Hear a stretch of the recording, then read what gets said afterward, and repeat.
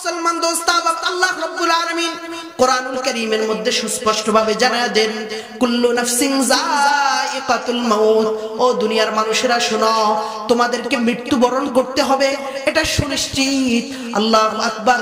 আল্লাহ রাব্বুল আলামিন অন্য আয়াতের মধ্যে বলেন, লা ইস্তাখিরুনা সাআ ওয়ালা ইস্তাকদিমুন। আরেকটা কথা তোমাদেরকে বিশ্বাস করতে হবে, মৃত্যুবরণ করতে হবে, এটা যেভাবে বিশ্বাস করতে হবে এটাও বিশ্বাস করতে হবে। এক মুহূর্ত আগেও মৃত্যু হবে না, এক মুহূর্ত পরেও মৃত্যু হবে না।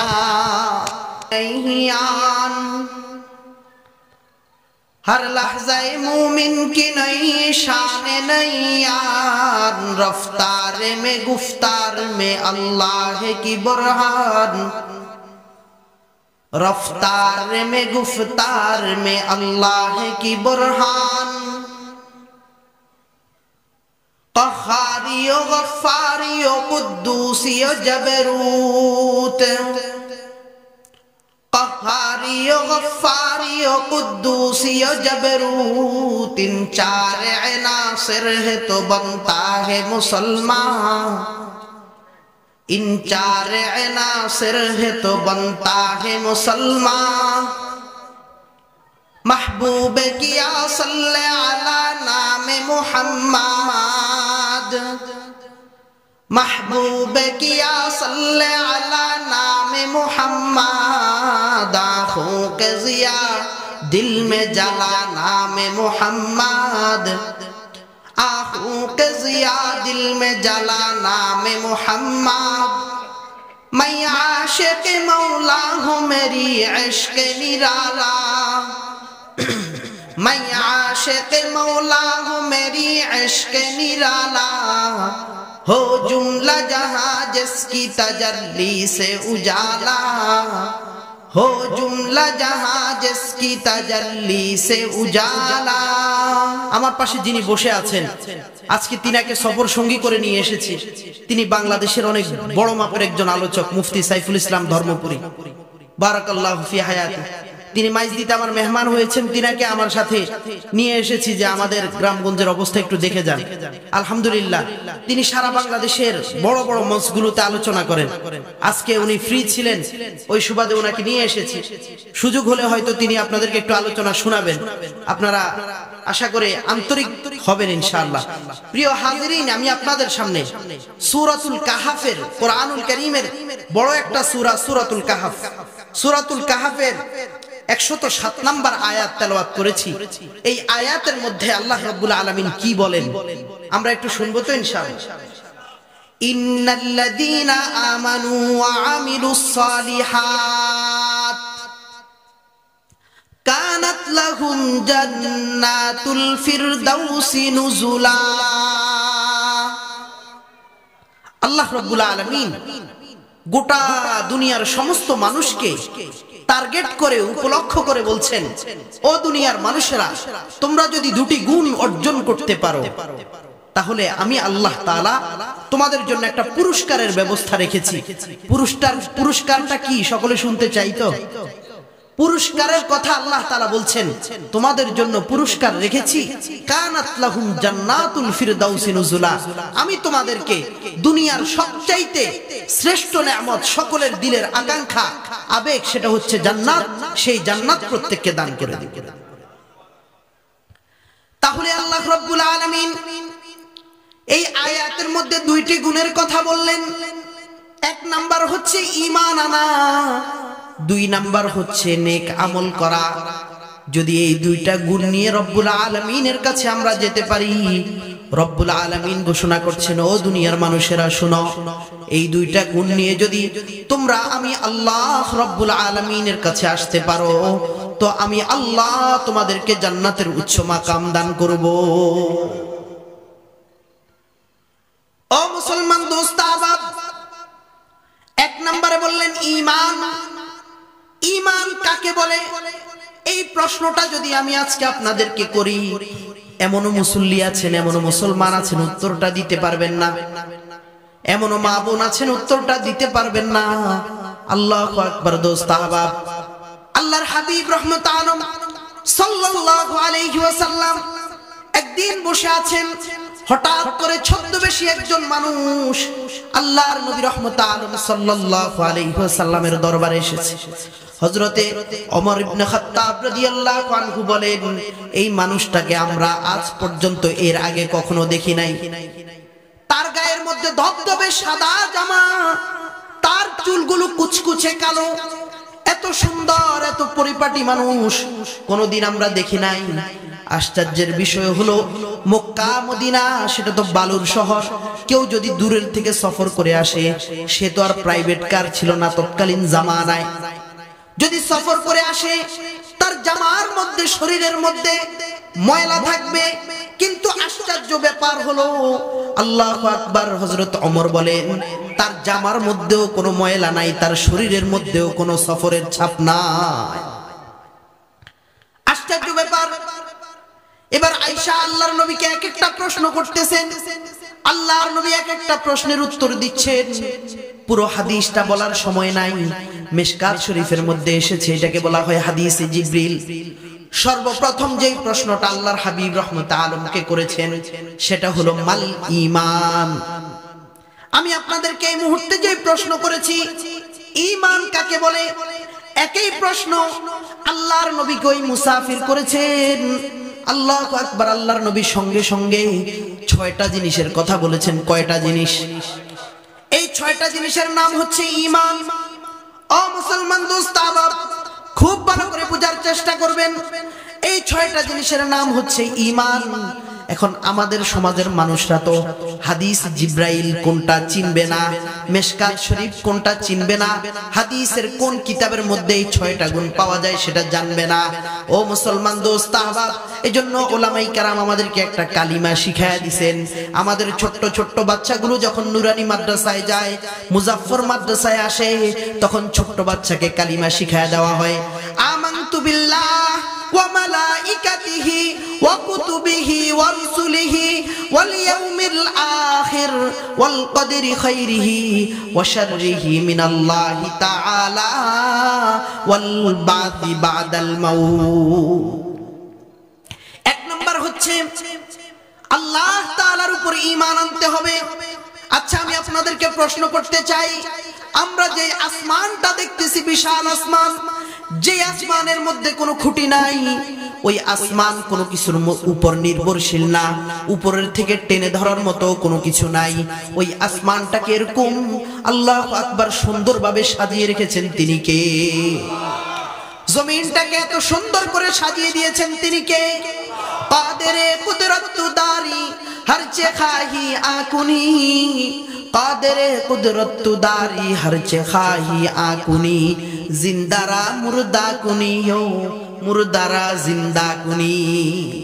গোটা দুনিয়ার মানুষ মিলে যদি একটা জিনিস পরিচালনা করতে চায়, একটা হুকুমকে বাস্তবায়ন করতে চায়, আল্লাহ রাব্বুল আলামিন যদি না চায়, খোদার কসম গোটা দুনিয়ার মানুষ মিলে সেটা পারবে না। কি বলেন, ঠিক কি ঠিক না? আর আল্লাহ তাআলা যদি চায়, গোটা দুনিয়ার মানুষ যদি খেলাফ হয়, গোটা দুনিয়ার মানুষ চেষ্টা করে সেটা সম্পাদন করতে পারবে না। কি বলেন, ঠিক কি ঠিক না? এটাকেই বলা হয় আমানতু বিল্লাহ। 2 নাম্বার বলা ওয়া মালাইকাতি। 2 নাম্বার হচ্ছে ফেরেশতাদের উপর ঈমান আনা। ফেরেশতাদের উপর কেমন ঈমান আনবো? আল্লাহু আকবার। হাদিসের কিতাব, মুফাসসিরিন এবং তাফসীরের কিতাবগুলো খুললে দেখা যায়, একটা মানুষের জীবনের শুরু থেকে শেষ পর্যন্ত যতগুলো কাজ পরিচালনা হয়, সবগুলো আল্লাহ রাব্বুল আলামিন কুদরতি ভাবে যে মনিটরিং করেন, সবকিছু ফেরেশতাদের মাধ্যমে পরিচালনা করে। এক্সাম্পল স্বরূপ, আমি একটা ভাত খাবো, এই ভাতটা আমার মুখ পর্যন্ত আসার পিছনে গতানুগতিক ভাবে আল্লাহ আসমান থেকে নাজিল করে দেন নাই। এই ভাতটা আমার মুখ পর্যন্ত আসার জন্য এটার পিছনে অনেক মেহনত আছে। একজন কৃষক ধান ফেলায় ক্ষেতের মধ্যে, তারপরে এটাকে আস্তে আস্তে জ্বালা, এটা থেকে আস্তে আস্তে জ্বালা হয়, ওই জ্বালা উঠায়া আবার এটাকে ধানের জন্য রুখতে হয়। যখন ধান হয়, এর মধ্যে হাজার হাজার চিটা হয়, ওই চিটাগুলো থেকে ধানকে বাছতে হয়, বাইছা সেটাকে আবার সিদ্ধ করতে হয়, আবার রোদ দিতে হয়, আবার চিরাইতে হয়, আবার চিরানোর পরে আল্লাহু আকবার এগুলো বাজারে সেল করতে হয়। বাজারে সেল করার করার পরে পাইকারিওয়ালাদের থেকে খুচরাওয়ালারা কিনে, খুচরাওয়ালাদের থেকে বিভিন্ন দোকানগুলোতে যায়, আর আমার মতো, আমার আপনার মতো আল্লাহর বান্দারা সেই দোকানগুলো থেকে 1 কেজি 2 কেজি চাল সংগ্রহ করে আমার ঘরে আনি। কি বলেন ঠিক কি ঠিক না? ও মুসলমান দোস্ত আবাব, এই একটা ভাত আমার মুখে আসার পিছনে এটা গতানুগতিক ভাবে হয় না, এটা আল্লাহর পক্ষ থেকে সিস্টেম বাতলানো পদ্ধতিতে ফেরেশতারা প্রসেসিং করে, পাহারাদারি করে। আমার রিজিকে যেই ভাতটা রেখেছেন ওই ভাতটার পিছনে আল্লাহু আকবার 70 জন থেকে 70,000 ফেরেশতা পর্যন্ত মেহনত করে। সুবহানাল্লাহ, একটু জোরে বলেন না। মনে হয় ভালো লাগতেছে না আপনাদের কাছে? মাশাআল্লাহ। ও মুসলমান দোস্ত আবার, তাহলে দুইটা জিনিসের কথা বললাম, একটা আল্লাহর উপরে ঈমান আনা, 2 নাম্বার ফেরেশতাদের উপরে ঈমান আনা, 3 নাম্বার আল্লাহু আকবার হযরতে আম্বিয়ায়ে কেরামের প্রতি ঈমান আনা। অর্থাৎ হযরতে আদম আলাইহিস সালাতু ওয়াস সালাম থেকে আমাদের নবী মুহাম্মদুর রাসূলুল্লাহ সাল্লাল্লাহু আলাইহি ওয়াসাল্লাম পর্যন্ত আল্লাহ তাআলা যত লক্ষ লক্ষ নবী দুনিয়াতে পাঠিয়েছেন, প্রত্যেকেই যে আল্লাহ তাআলার পাঠানো নবী এবং রাসূল, এই কথাটা বিশ্বাস করতে হবে। পারবো তো ইনশাআল্লাহ? এটা হচ্ছে 3 নাম্বার। 4 নাম্বার হচ্ছে আল্লাহ তাআলার পাঠানো যত কিতাব আছে, আল্লাহর পাঠানো কিতাব কয়টা? আল্লাহু আকবার, আল্লাহ তাআলার পাঠানো কিতাব হলো 104টি। এর মধ্যে 100 হলো সহিফা আর 4টি হলো বড় বড় কিতাব। এগুলো যে আল্লাহর কিতাব, এই কথার উপর বিশ্বাস স্থাপন করতে হবে। শুধু একটু সংক্ষেপে বলি, আল্লাহ রাব্বুল আলামিন এই বড় বড় 4খানা কিতাবের মধ্যে একটা কিতাব আল্লাহ তাআলা দান করেছেন হযরতে দাউদ আলাইহিস সালাতু ওয়াস সালামকে, আরেকটা হযরতে মূসাকে, আরেকটা হযরতে ঈসা আলাইহিস সালাতু ওয়াস সালামকে, পরিশেষ আমার আপনার নবী মুহাম্মদুর রাসূলুল্লাহ সাল্লাল্লাহু আলাইহি ওয়াসাল্লামের উপর যেই কিতাবটা নাজিল করেছেন সেটার নাম কি? সকলে জোরে বলেন। আল কোরআন। এই কোরআনের ব্যাপারে রব্বুল আলামিন বলেন, ইন্না নাহনু নাযালনা যিকরা ওয়া ইন্না লাহু লাহাফিজুন। রব্বুল আলামিন বলেন, এই কোরআনকে আমি নাজিল করেছি, আমি দুনিয়াতে অবতরণ করেছি, এবং এই কোরআন হেফাজতের দায়িত্ব, এই কোরআন সংরক্ষণের দায়িত্ব, এই কোরআন রক্ষণাবেক্ষণের দায়িত্ব আমি আল্লাহ তাআলা আসমানের ফয়সালা দ্বারা কুদরতি ভাবে হেফাজত করব। তাহলে বুঝতে পারলাম ও মুসলমান দোস্ত আবাব, এদিকে আর কথা বাড়ানোর সুযোগ নাই। তাহলে আমি যেই কথাগুলো বললাম এর মধ্যে 1 নাম্বার হচ্ছে ঈমান আনতে হবে আল্লাহ তাআলার উপরে, 2 নাম্বার হচ্ছে ফেরেশতাদের উপরে ঈমান আনতে হবে, 3 নাম্বার হচ্ছে নবীগণের উপরে ঈমান আনতে হবে, 4 নাম্বার হচ্ছে কিতাব সমূহের উপরে ঈমান আনতে হবে। প্রত্যেকটার যদি বিস্তারিত বলতে যাই সেই সময় আমার কুলাবে না, আমি শুধু শিরোনামগুলো বলবো। তারপরে 5 নাম্বার ভালো মন্দ তাকদীর। এই মুহূর্তে আমি সুস্থ আছি তো আমাকে সুস্থ রেখেছেন আমার আল্লাহ, আমি এই মুহূর্তে অসুস্থ তা আমাকে অসুস্থ করেছেন কে বলেন না? আল্লাহ। আমি এই মুহূর্তে যে অবস্থায় থাকি না কেন সব কিছুর একচ্ছত্র মালিক কে, এই কথা বিশ্বাস করতে হবে। তারপরে 6 নাম্বার হচ্ছে শুধু এই জীবন নয়, আমার এই দুনিয়ার হায়াতে হায়াত নয়, এই দুনিয়ার হায়াতের পরে অপুরন্ত এক জিন্দেগি আছে, অপুরন্ত এক জীবন আছে, যেই জীবনের শুরু আছে ষেষ নাই, আবাদুল আবাদের জিন্দেগি, সেটা হচ্ছে আখিরাতের জিন্দেগি। আল্লাহু আকবার, আল্লাহু আকবার। ওই ঈমানের 6 নাম্বার অংশ হচ্ছে আখিরাতে যে পরকালে যে একটা জিন্দেগি আছে, এই জিন্দেগিকে বিশ্বাস করতে হবে। তাহলে ঈমান কাকে বলে আমরা বুঝছি তো? 6 জিনিসের নাম ঈমান। কয় জিনিস? 1 নাম্বার আল্লাহ তাআলার উপর ঈমান আনা, আমার সাথে একটু বলবেন। 2 নাম্বার ফেরেশতাদের উপর ঈমান আনা। 3 নাম্বার আল্লাহর পক্ষ থেকে পাঠানো কিতাব সমূহের উপর ঈমান আনা। 4 নাম্বার, আল্লাহর পক্ষ থেকে প্রেরিত আমাদের জন্য আমাদের পথ প্রদর্শক যারা হযরতে আম্বিয়ায়ে কেরাম, নবী এবং রাসূল, তাদেরকে যে আল্লাহ তাআলা নবী এবং রাসূল হিসেবে পাঠিয়েছেন, এই কথার উপর ঈমান আনা। 5 নাম্বার হচ্ছে আল্লাহর পক্ষ থেকে যেই ফয়সালা হয় এটাকে তাকদীর হিসেবে গ্রহণ করা, যেটা আল্লাহই করেছেন। 6 নাম্বার হচ্ছে এই জীবনের পরে অপুরন্ত এক জীবন আছে, সেটা হলো আখিরাতের জীবন, ওই জীবনকে বিশ্বাস করা। বুঝেছি কিনা? তাহলে ঈমান কয় জিনিসের নাম বুঝছেন তো সবাই? বলে এই 6 জিনিসের নাম হচ্ছে ঈমান। এবার আমাদের ঈমান কেমন হবে, ঈমানের কোয়ালিটি কেমন হবে, ঈমানের ক্যাটাগরি কেমন হবে, ঈমানের মাপকাঠি কেমন হবে, এই কথাটা রব্বুল আলামিন কোরআনুল কারীমের মধ্যে দুনিয়ার মানুষদেরকে জানায় দিচ্ছেন। ও দুনিয়ার মানুষরা শোনো, আমিনু কামা আমানান নাস, আমিনু কামা আমানান নাস। ও দুনিয়ার মানুষেরা শোনো, তোমরা তো ঈমান আনবা, ভালো কথা। তোমাদের ঈমানের মাপকাঠি কি হবে, তোমাদের ঈমানের কোয়ালিটি কি হবে, তোমাদের ঈমানের ক্যাটাগরি কি হবে, জানার দরকার আছে কি নেই?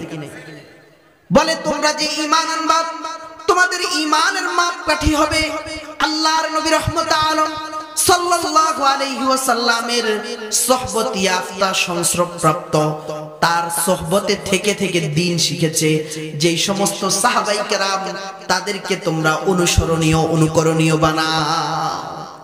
এজন্য আজকের সমাজে ওই সাহাবীদেরকে নিয়ে ষড়যন্ত্র চলে।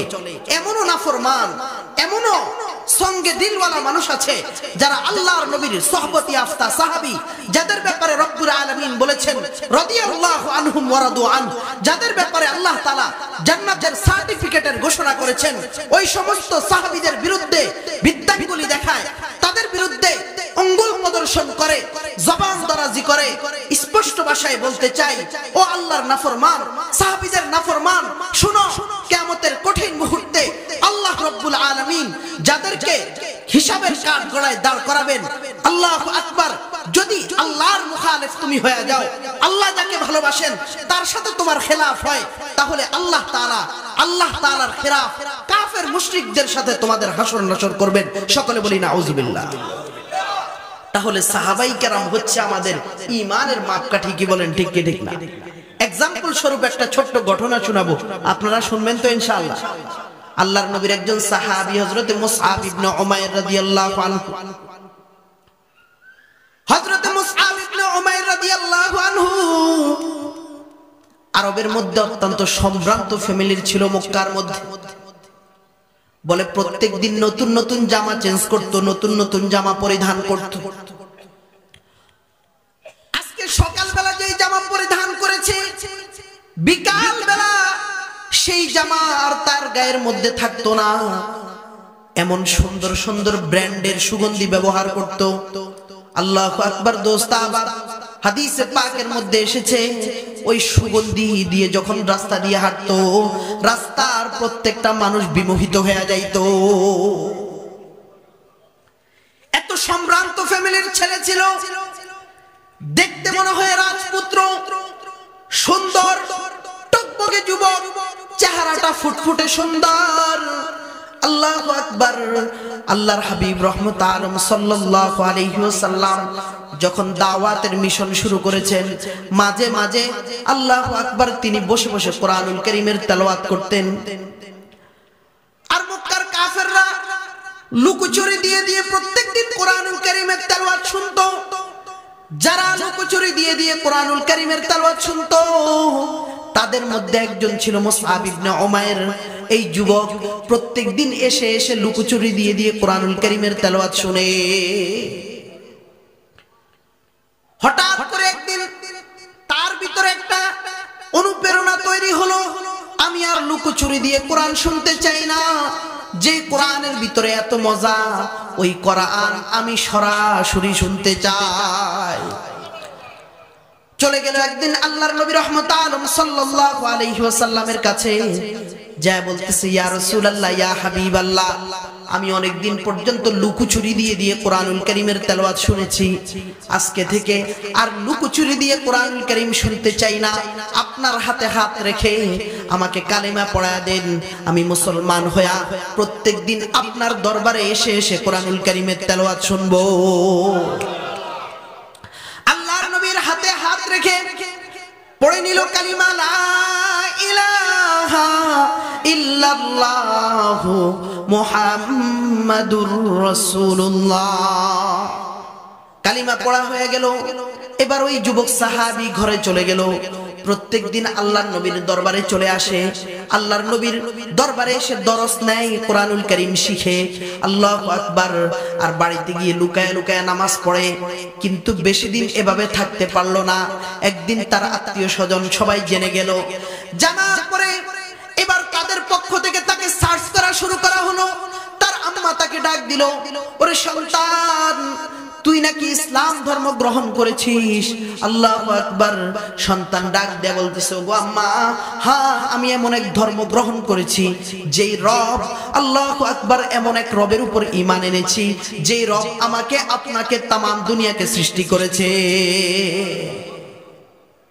ও মুসলমান দোস্ত আমার, কিন্তু কাফেরের কাছে তো আর দয়া মায়া নাই।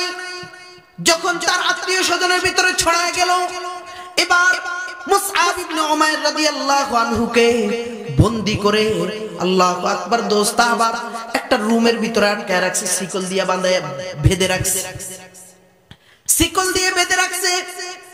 হঠাৎ একদিন, দুই দিন, তিন দিন যখন পার হয়ে গেল, 3 দিন পর্যন্ত কোনো খাবার দাবার নাই, কোনো খোঁজ খবর নাই। মায়ের দিল যত কিছুই বলেন, মায়ের দিল কিন্তু মানে না। অসুস্থ মা আস্তে আস্তে হাইটা হাইটা দরজা খুলে দেখতেছে, তার সুঠাম দেহের সুন্দর চেহারার ওই যুবক মুসআব ইবনে উমাইরের চোখে দিয়ে কাঁদতে কাঁদতে তার চেহারায় দাগ পড়ে গেছে। ডাক দিয়া বলতেছে, ওর সন্তান, আমার চাইতে বুঝি তুই ওই মুহাম্মদকে বেশি ভালোবাসিস? আমার চাইতে বুঝি তুই যার উপর ঈমান এনেছিস তাকে বেশি ভালোবাসোস? আল্লাহু আকবার, আল্লাহু আকবার। খুব ভালো করে বুঝার চেষ্টা করবেন। মুসআব ইবনে উমাইর রাদিয়াল্লাহু আনহু ডাক দেয়া বলে, ওগো আম্মা জান, আমি অবশ্যই তোমাকে অনেক বেশি ভালোবাসি, কিন্তু খোদার কসম করে বলতে চাই, ওই আল্লাহ যিনি আমাকে সৃষ্টি করেছেন এবং ওই মুহাম্মদ যিনি আমার আপনার দুনিয়া এবং আখিরাতে রহমতের কারণ, ওই নবীর চাইতে বেশি ভালোবাসি না। আপনি যদি আমি যেই পথে চলতেছি ওই পথে চলা আরম্ভ করেন, তাহলে আল্লাহু আকবার দোস্ত আহবাব, মুসআব ইবনে উমাইরের স্পষ্ট ঘোষণা, মা আপনাকে ভালোবাসবো, আপনার জন্য আমি জীবন দিব, কিন্তু আপনি যদি আমার পথকে অবলম্বন না করতে পারেন, আপনাকেও আমি প্রত্যাখ্যান করব। একটা পর্যায়ে মুসআব ইবনে উমাইর মায়ের কাছে আকুতি করলো, ওগো আম্মা জান, আপনি একটু দয়া করে মায়া করে আমাকে ছেড়ে দেওয়ার ব্যবস্থা করেন। আপনার সন্তান হয়ে আপনার সামনে ছটফট করে করে যদি আমি দুনিয়া থেকে চলে যাই, আপনি এটা পুরা জীবনে সহ্য করতে পারবেন না, আপনি আমাকে একটু ছেড়ে দেওয়ার ব্যবস্থা করেন। মা লুকোচুরি দিয়ে রাতের বেলা তাকে বের করে দিল। এত রাত্রি, আল্লাহু আকবার, তার গায়ের মধ্যে কোনো জামা নাই। মা জানালা দিয়ে একটা চাদর দিয়ে বলল, সন্তান যা, এই চাদরটা আমি তোমাকে দিলাম, যাও শেষ পর্যায়ে এটা স্মৃতি হিসাবে রাখো। এই চাদরটা পেঁচায়া আল্লাহর নবী রহমত আলমের দরবারে চলে গেল। আল্লাহর নবী মুসআবকে দেখে চিনে না, যেই মুসআব দৈনিক সকাল বিকাল নতুন নতুন জামা পরিধান করত, যেই মুসআব নতুন নতুন সুগন্ধি ব্যবহার করত, আজকে ওই মুসআব যেই অবস্থায় এসেছে, বলেন তো এটা চিনার কোনো কায়দা আছে? অপরাধ কি? একমাত্র অপরাধ ঈমানের কথা বলেছে, একমাত্র অপরাধ কোরআনের কথা বলেছে। আজকে আমার বাংলাদেশে বেশি দিন হয় নাই, আমরাও দেখেছি কোরআনের কথা বলার অপরাধে, মানুষকে কোরআন ও সুন্নাহের দিকে আহ্বান করার অপরাধে, আল্লাহু আকবার, বছরকে বছর হযরতে উলামায়ে কেরাম যারা মানুষকে জাহান্নাম থেকে জান্নাতের পথে ডাকে, তাদেরকে জেলখানায় বন্দী করে, আল্লাহু আকবার, জুলুম আর অত্যাচারের স্টিম রোলার চালিয়েছে। কি বলেন, ঠিক কি ঠিক না? ও আপনাদের কাছে অনুরোধ করতে চাই, এই পথটা অনেক কঠিন পথ, কিন্তু এই পথটা যেই পাড়ি দিয়ে আল্লাহু আকবার আল্লাহর নবীর সাথে মুলাকাত করতে পারবে, আল্লাহর নবী জান্নাতে যাওয়ার সময় তাকেও জান্নাতে নিয়ে যাবে। পারবো তো ইনশাআল্লাহ? তাহলে আমি বুঝাইতে চাইলাম যে আল্লাহ তাআলা বলেছেন যে তোমরা ঈমান আনো সাহাবীদের মতো। তো সাহাবীদের ঈমান কেমন ছিল? হযরতে মুসআব সবকিছু ছেড়ে চলে আসছে, তা আল্লাহর নবী তার আত্মরক্ষার জন্য তাকে কিছুদিন পরে পাঠায় দিয়েছেন হাবশায় সাহাবাই কেরামের সাথে সফর টফর করে। যখন কিছুদিন পরে আবার মক্কায় এসেছেন, তা আল্লাহর নবী দেখতেছে তার চলাফেরার মধ্যে গেটআপের মধ্যে অনেক চেঞ্জ। তো সাহাবাই কেরামকে ডাক দেয়া বলতেছে, তাকায়া দেখো এই মুসআব সেই মুসআব, যেই মুসআব সকালে একটা ড্রেস চেঞ্জ করত, বিকালে একটা ড্রেস চেঞ্জ করত, যেই মুসআব উন্নত মানের ব্র্যান্ডের সুগন্ধি ব্যবহার করত, আজকে ওই মুসআব ঈমান আনার অপরাধে, আল্লাহকে মানার অপরাধে, কোরআন ও সুন্নাহ মোতাবেক চলার অপরাধে আজকে সে কিভাবে চলতেছে, তার শরীরের মধ্যে দাগ আর দাগ, তার শরীরটা চিমটায় গেছে, কালো হয়ে গেছে, তার শরীরের মধ্যে একটা ছালার চট ছাড়া আর কিছু নাই। সুবহানাল্লাহ। এটার নাম হচ্ছে ঈমান। এজন্যই আল্লাহ রাব্বুল আলামিন বলেছেন, ও দুনিয়ার মানুষ, তোমরা যদি ঈমান আনতে চাও, ঈমানের মাপকাঠি হিসাবে হযরতে সাহাবায়ে কেরামকে অনুসরণ আর অনুকরণ করো। কি বলেন, পারবো তো ইনশাআল্লাহ? পারবো তো ইনশাআল্লাহ? তাহলে আল্লাহ বলেছেন দুইটা গুণ অর্জন করো। এক নাম্বার ঈমান। ঈমান হলো 6 জিনিসের নাম। আর ঈমানের ক্যাটাগরি কি হবে? ঈমানের ক্যাটাগরি হবে, ঈমানের মাপকাঠি হবে। আল্লাহ রাব্বুল আলামিন বলেন, তোমরা সাহাবায়ে কেরামের অনুসরণ আর অনুকরণ করো। তাহলে ঈমান কি জিনিস সংক্ষিপ্ত পরিসরে আপনারা বুঝছেন কি বুঝেন নাই? कैसे कैसे ताजदारा चल गई ये खजीना बाला खाना शान शौकत क्या हुई, कैसे कैसे खूबसूरत रानियां शहजादियां, कैसे कैसे खूबसूरत रानियां शहजादियां, तन बदन सब गल गई है शक्ल सूरत क्या हुई, तन बदन सब गल गई है शक्ल सूरत क्या हुई। ओ मुसलमान दोस्त अहबाब, এই মুহূর্তে যদি আমি নিঃশ্বাস ত্যাগ করি, আমার দুনিয়ার ধন দৌলত, আমার দুনিয়ার সয় সম্পত্তি, আমার শক্তি সামর্থ্য, আমার দুনিয়ার সব কিছু আমার পর হয়ে যাবে, আমার নাম হয়ে যাবে লাশ। এই দুনিয়াতে অনেক রাজা পুত্ররা ছিল, অনেক অর্থশালী সম্পদশালীরা ছিল, কিন্তু আজকে দুনিয়াতে বেঁচে নাই। তারা সকলেই আখিরাতের যাত্রী হয়ে গেছে, পরকালের যাত্রী হয়ে গেছে, কবরের যাত্রী হয়ে গেছে। কি বলেন, ঠিক কি ঠিক না? এজন্যই বলেন, মৌত জিস দিন আ গই দুনিয়া কি দৌলত ক্যা হুই, मौत जिस दिन आ गई दुनिया की दौलत क्या हुई, रूह तन से उड़ गई मुर्दा की हालत क्या हुई, रूह तन से उड़ गई मुर्दा की हालत क्या हुई। ओ मुसलमान दोस्त, আল্লাহ রাব্বুল আলামিন কোরআনুল কারীমের মধ্যে সুস্পষ্টভাবে জানায় দেন, কুল্লু নাফসিন যায়িকাতুল মাউত। ও দুনিয়ার মানুষেরা শোনো, তোমাদেরকে মৃত্যুবরণ করতে হবে, এটা সুনিশ্চিত। আল্লাহু আকবার। আল্লাহ রাব্বুল আলামিন অন্য আয়াতের মধ্যে বলেন, লা ইস্তাখিরুনা সাআ ওয়ালা ইস্তাকদিমুন। আরেকটা কথা তোমাদেরকে বিশ্বাস করতে হবে, মৃত্যুবরণ করতে হবে, এটা যেভাবে বিশ্বাস করতে হবে এটাও বিশ্বাস করতে হবে। এক মুহূর্ত আগেও মৃত্যু হবে না, এক মুহূর্ত পরেও মৃত্যু হবে না। এজন্য ওই পরকালের যাত্রী, আমরা কি ওই পরকালের জন্য তৈরি আছি ইনশাআল্লাহ?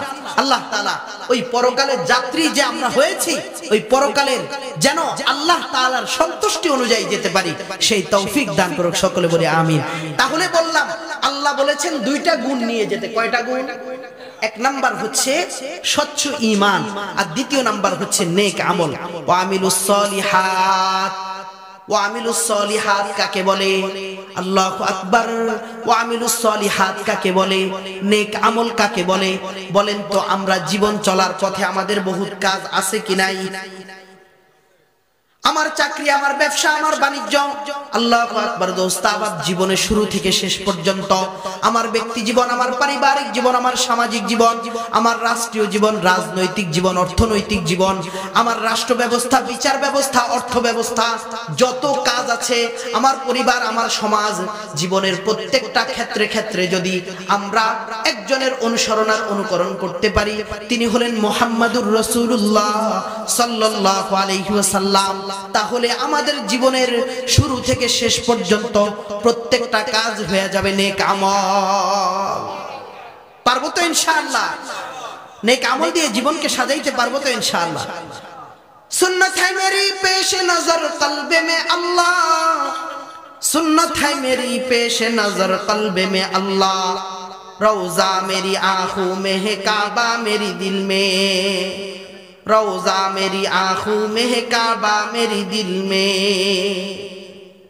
ओ मुसलमान दोस्त आबाब, তাহলে আল্লাহ রাব্বুল আলামিন আমাদেরকে দুইটি গুণ অর্জনের কথা বলেছেন।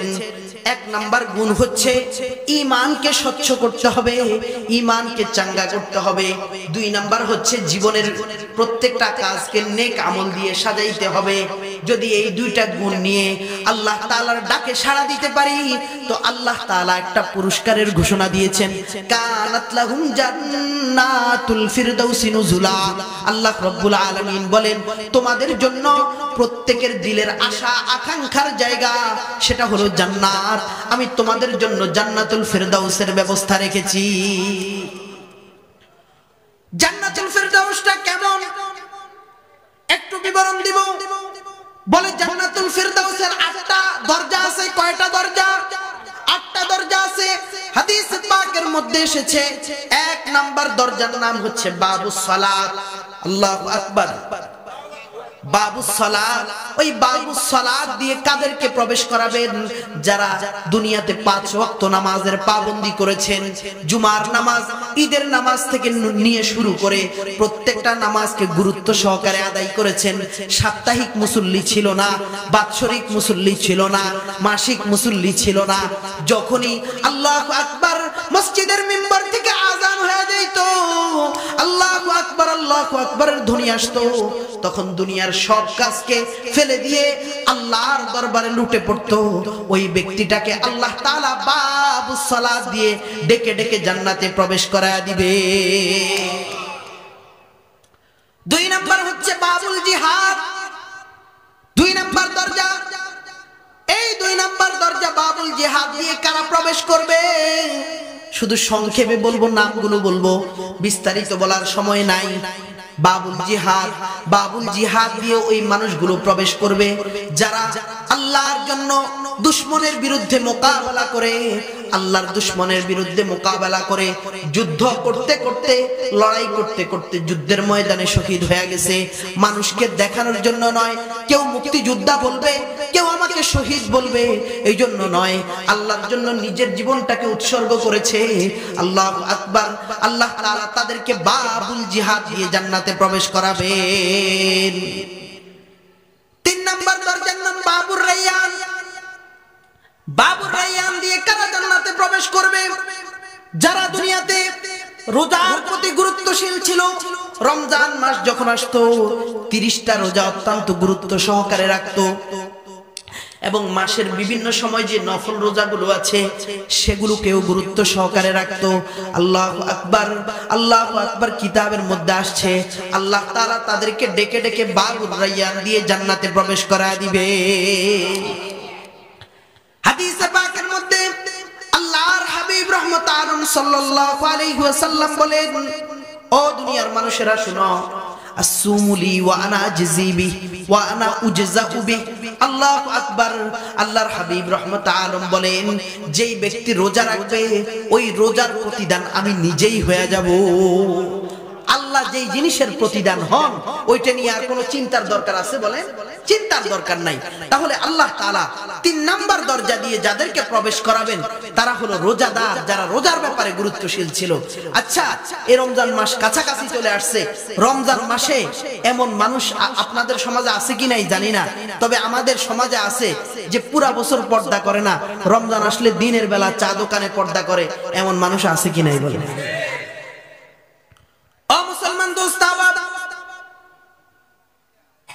এটা তো আল্লাহর হুকুমের বিরুদ্ধে। আল্লাহর হুকুমের বিরুদ্ধে আপনি দাঁড়ায় গেলেন, আল্লাহর হুকুমকে প্রতিহত করার জন্য আপনি প্রস্তুত হয়ে গেলেন।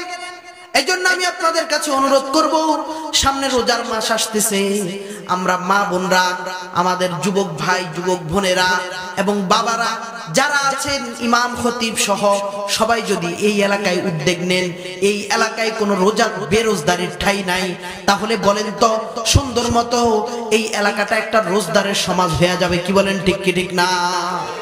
আল্লাহ তাআলা বুঝার তৌফিক দান করুক। তাহলে আমরা রোজার উপর গুরুত্ব দিব তো ইনশাআল্লাহ। 4 নাম্বার হচ্ছে বাবু সদকা। যারা দুনিয়াতে বেশি বেশি সদকা করত, যে কোনো হালতে আল্লাহর রাস্তায় সদকা করত, তাদেরকে আল্লাহ তাআলা জান্নাত দান করবেন। 5 নাম্বার হচ্ছে বাবু শাফাআ।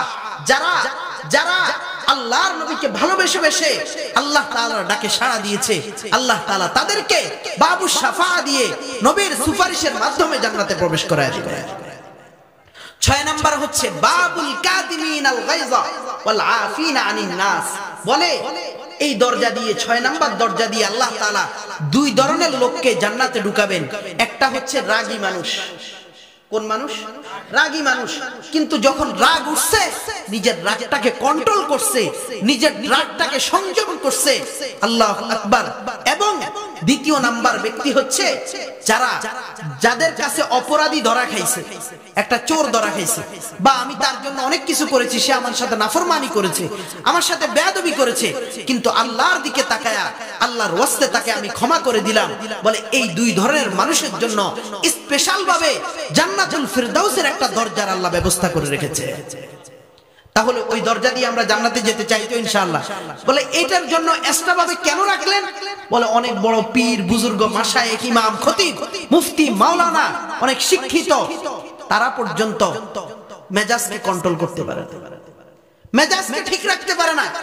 পরিস্থিতি যখন বিপরীতে চলে যায়, তখন দেখা গেছে বিবির সাথে বেজাল কইরা হাতে যা পাইছে ভেঙে ফেলতেছে। এটা হচ্ছে একটা বাজে মেজাজ। বলে যে এই কঠিন মুহূর্তে আমার মেজাজ গরম, আমি ঘর থেকে বের হয়ে চলে আসি, মেজাজ যখন ঠান্ডা হবে তখন বিবির কাছে যাব, তখন আমার পরিচিত লোকজনের কাছে যাব, তাহলে আর ঝগড়া হওয়ার কোনো সম্ভাবনা নাই।